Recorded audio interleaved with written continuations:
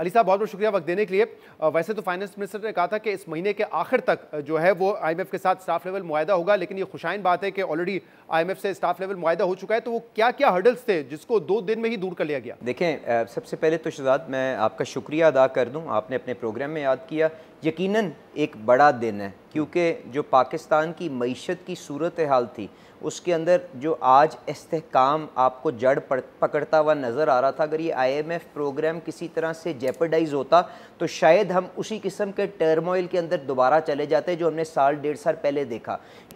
کہ آپ کے پاس مہنگائی آسمان سے بات کر رہی ہوتی, آپ کی اشیاء کے اندر بے پناہ آؤٹیجز آنی شروع ہو گئی ہوتی, سپلائی ڈسرپشنز آ گئی ہوتی ہیں, آپ کے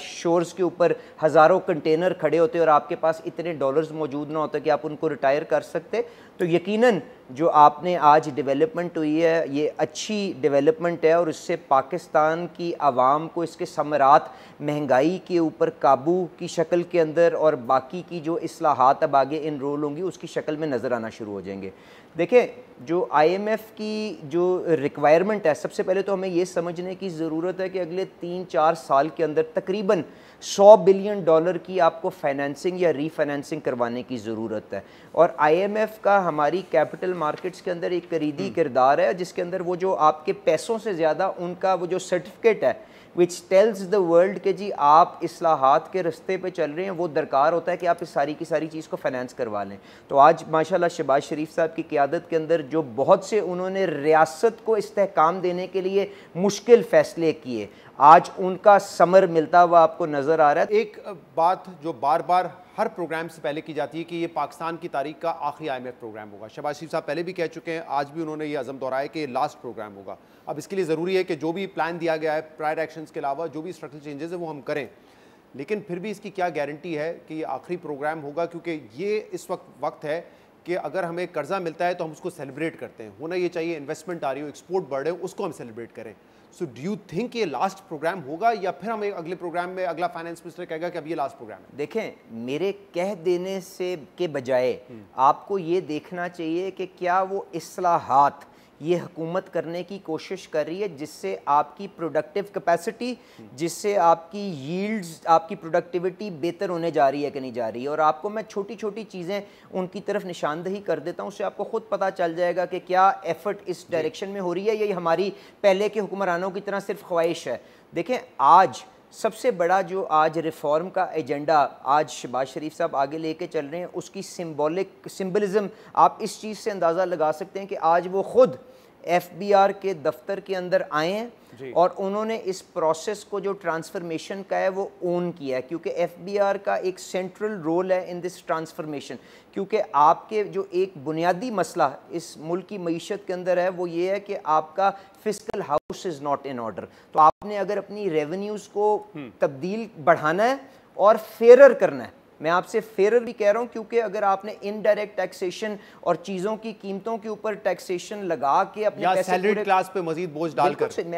میں نے تو آپ نے تو نہیں کہا, میں نے خود اون کر رہا ہوں, فیئرر بنانا ہے تو آپ کو اصلاحات لانی ہے تاکہ آپ مرات یافتہ جو ہمارے لوگ ہیں جن کو صاحب حیثیت لوگ ہیں ان کو آپ ٹیکسیشن کی فولڈ کے اندر لا سکیں. تو اس ایفرٹ کے لیے شہباز شریف صاحب کی پرسنل ریکویسٹ کے اوپر بل اینڈ میلنڈا گیٹس فاؤنڈیشن نے $4 ملین کی گرانٹ دی ہے, اور اس پیسے کو استعمال کرتے ہوئے مکنزی جو دنیا کا سب سے بڑا کنسلٹنٹ ہے وہ پچھلے 2 مہینے سے ایف بی آر کے اندر موبلائزڈ ہے اور اینڈ ٹو اینڈ ڈیجیٹائزیشن کو آگے لے کے چل رہا ہے. اور آج اگر آپ اس پریزنٹیشن جو شہباز شریف صاحب کو دی گئی, اگر آپ اس کے بارے میں آپ لوگوں سے اگر اطلاعات اپنی حاصل کریں تو آپ کو یہ جان کے خوشی ہوگی کہ وہاں پہ ہم نے تقریباً 5 ملین نئے ٹیکس کے جو آپ جن کو فائلر بنا سکتے ہیں ان کو پن پوائنٹ کیا. ہم ان کو کیرٹ اینڈ سٹک پالیسی کے ذریعے پہلے تو موٹیویٹ کر رہے ہیں کہ دیکھو نان فائلر کے ٹیکسز اتنے پیونیٹیو ہو گئے ہیں کہ تم اچھے انداز کے اندر خود بخود ہی فائلر بن کے جو جائز حصہ ہے اپنا اس معیشت کے اندر کنٹریبیوٹ کرو, اور اگر نہیں کرو گے تو یہ وہ ٹولز ہیں جس کے ذریعے ہم آپ کی آمدنی کو کمپیوٹ کریں گے, الگوریدمز کے ذریعے آپ کے لیے ڈیمانڈ ہیڈ آفس کے اندر FBR کے جنریٹ ہوگی, فیلڈ فارمیشن کے اندر نوٹس جائے گا کہ جی شہزاد صاحب کی یہ انکم ہے, ان سے جا کے یہ ٹیکس اکٹھا کر کے آؤ, اور یہ ساری کی ساری چیز کے اوپر ڈیجیٹل ویزیبلٹی اینڈ پورا ڈیش بورڈ کے ذریعے ٹریکنگ ہوگی ٹل دا منی از ڈپازٹڈ ان دی اکاؤنٹ. یہ نہیں ہوگا کہ شہزاد صاحب کے گھر جا کے جب کوئی کنڈی کھڑکائے گا تو شہزاد صاحب اس کو آگے سے 5000 کا نوٹ دیں گے اور کہیں گے کہ اس کو ردی کی ٹوکری میں ڈال دو. And this exercise the Prime Minister of Pakistan is steering himself, جو آج آپ کو ان کی وزٹ سے سگنیفائی کرتا ہے. اینڈ یہ ایک میں نے آپ کو انسائٹ دی ہے میں چاہ رہا ہوں یہ جو سٹاف لیول ایگریمنٹ ہے آپ کی موجودگی کا فائدہ اٹھائیں اور اس پہ ذرا کلیئرٹی لے لیں.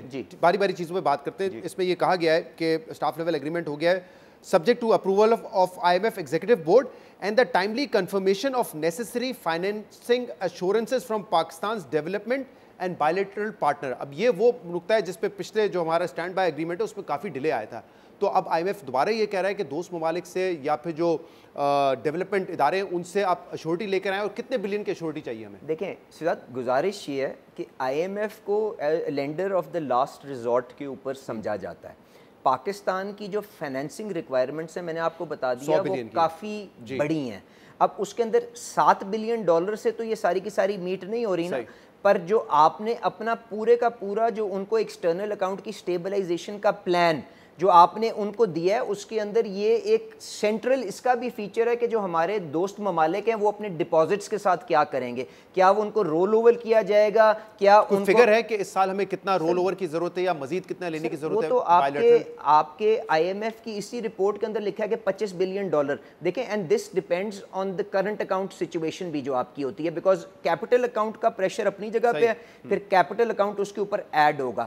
بٹ میں آپ سے گزارش یہ کروں گا کہ ناؤ دیٹ ماشاءاللہ IMF program is on track, we will now be able to tap آپ کی کیپٹل مارکیٹس, آپ کا پینڈا بانڈ کی بھی آپ کی جو سبسکرپشن ہے اس کی طرف پروسیڈ کریں گے. اس کے ساتھ ساتھ the finance minister has engaged with the rating agencies, کیونکہ اگر آپ نے کیپٹل مارکیٹ سے پیسے لے لینا یہ خالی مقصد نہیں ہے, اس کی پرائس کو بھی ریشنلائز کرنا مقصد ہے. تو ریٹنگ ایجنسیز کے ساتھ بھی انگیجڈ ہے. دا گورنمنٹ از فلی کوگنیسنٹ کہ کس قسم کی ریکوائرمنٹ ہے اور اس کو کس طرح سے میٹ کرنا ہے. ریسٹ ایشورڈ جس طرح اچھا سرپرائز ہم نے IMF کو جلدی ارینج کر کے دیا ہے, آپ کو باقی کی چیزیں بھی آن ٹریک نظر آئیں گی. اس SLA میں یہ کہا گیا ہے کہ 1.5% GDP tax to GDP growth دیکھی جائے گی اس سال FY25 میں, اور اس پروگرام کے دوران 3%, یعنی کہ ہم تقریباً پہنچ جائیں گے 12.5% 13% پہ. اور اس سال 1700 ارب روپے کے مزید ٹیکسز لگائے گئے ہیں, کچھ بوجھ سیلری کلاس پہ بھی ڈالا گیا. تو اگلے سال اور اس کے اگلے سال ہم پھر یہ ایکسپیکٹ کریں کہ مزید بوجھ ڈالا جائے گا, نئے آئیں گے ٹیکس پیئرز, اچھی بات ہے, لیکن جو سیلری کلاس ہے اس پہ بھی اگلے سال مزید بوجھ بڑھے گا, جو ٹیکس پیئر ہیں ان پہ بھی مزید بوجھ بڑھے گا اگلے سال. دیکھیں شہزاد, ٹیکسیشن کی اگر آپ نے اماؤنٹ بڑھانی ہے تو میتھمیٹکلی اس کے 2-3 پہلو ہیں. ایک تو یہ ہے کہ آپ کی معیشت ویسے گرو کرے تو آپ کا ایبسولوٹ اماؤنٹ اس کے اندر ریونیو کی بڑھنا شروع ہو جائے گی, یا مہنگائی سے آپ کی تھوڑی بہت اس کے اندر اٹونومس انکریز آ جاتی. اس کے بعد یا پھر پالیسی میجرز جو آپ نے اس دفعہ لیے, کیونکہ ہمارے جو دوست ممالک ہیں یا ہمارے جو ڈیولپمنٹ پارٹنرز ہیں ان کو یہ اعتماد نہیں ہے کہ ہم انفورسمنٹ کے ذریعے اپنی بیس کو وائڈن کر لیں گے. IMF اینڈ باقی جو انسٹیٹیوشنز ہیں وہ اس چیز کو ماننے کو تیار نہیں ہے کہ آپ انفورسمنٹ سے, کیونکہ آپ نے 70 سال میں کبھی ریونیو نہیں بڑھایا تو آپ اس سال بھی نہیں بڑھائیں گے. اس لیے ہمیں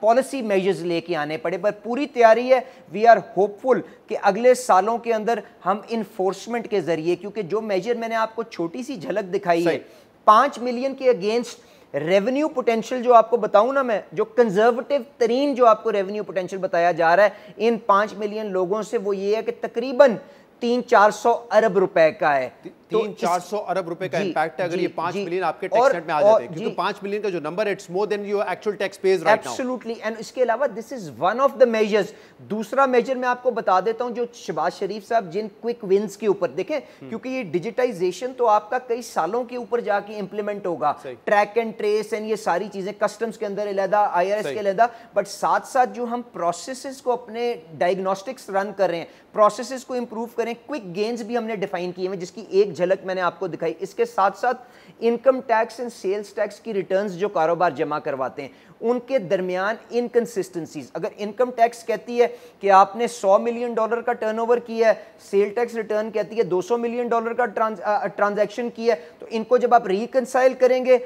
ٹیکس پیئر سے پوچھیں گے, وہاں پہ ریونیو پوٹینشیل آپ کو ملے گا. آپ کی کسٹمز کے اندر انڈر انوائسنگ مس ڈیکلریشن کا جو گین ہے جب آپ یہ اس مینس کو کنٹرول کریں گے اس کا بھی 100 ارب روپے کا ہے. اسی طرح کلیکشنز کے اوپر اسی طرح میں ایک بات, all this is being done by removing the human element and discretion from the process through AI and modern management techniques.